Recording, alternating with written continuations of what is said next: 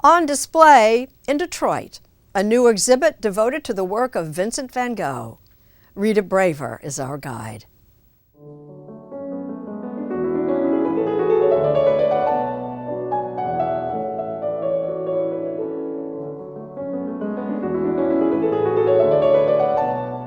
If you had to pick an artist who is the most beloved by Americans, you would go to Van Gogh, wouldn't you? Oh, undoubtedly. And I think there's a few reasons why. They're joyful, they're beautiful, the texture of his paint strokes is just, it's like cake icing.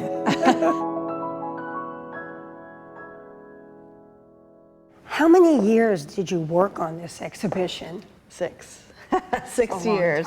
And curator Jill Shaw explains in Van Gogh in America, now on view at the Detroit Institute of Arts, it was anything but love at first sight when Americans were introduced to 21 Van Gogh works displayed at the New York Armory show of 1913, the first major U.S. showcase for modern art.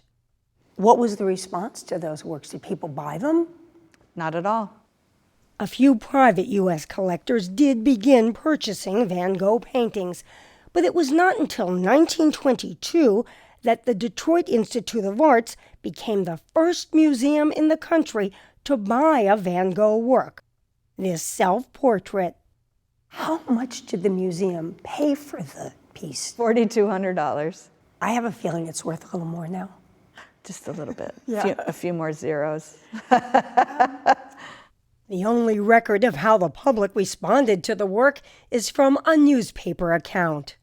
And it was displayed among the old masters, and the reporter noted that it held its own.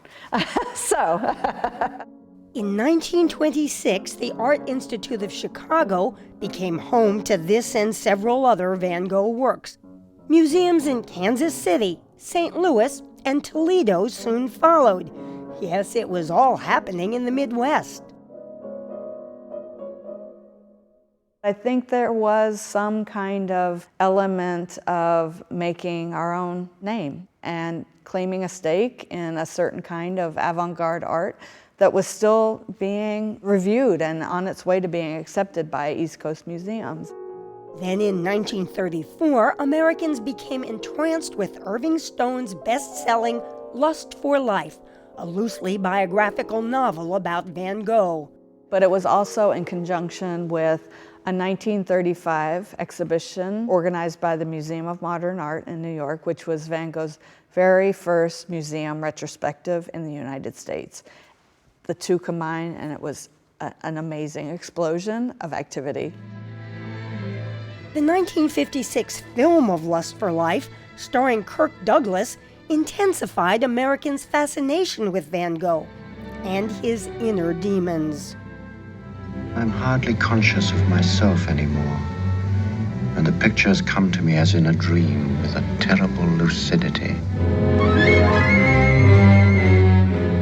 Van Gogh did suffer from mental illness, which led to him cutting off his own ear, as well as to what is believed was a suicide.